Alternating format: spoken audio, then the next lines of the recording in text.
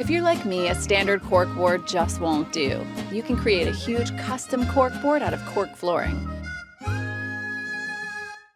To make a custom corkboard, you need a piece of MDF, a miter saw, some 1x3 and 1x4 boards, a nail gun and some nails, a foam roller and some adhesive, some wood glue, a square, a pencil and a measuring tape, and a level and some cork tiles. Oh, don't forget your utility knife.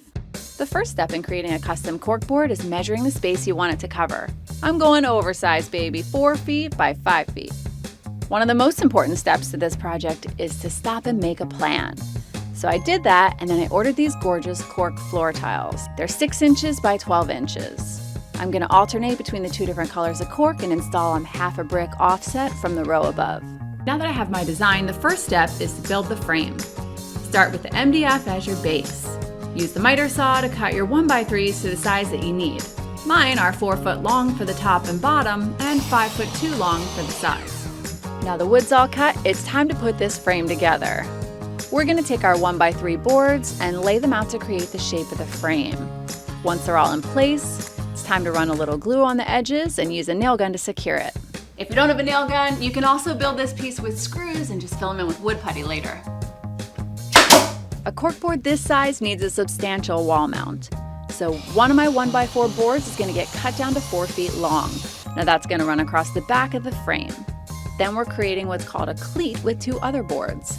I'm cutting one 1x4 at 3 feet long, and that third board is just a little bit different. It's called a furring strip.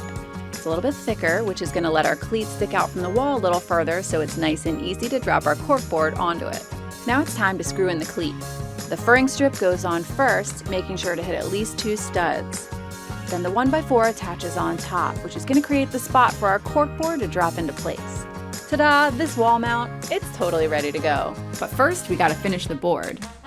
Use a foam roller to coat the whole piece of MDF with adhesive. This floor adhesive needs to dry to a tacky consistency for these tiles to stick.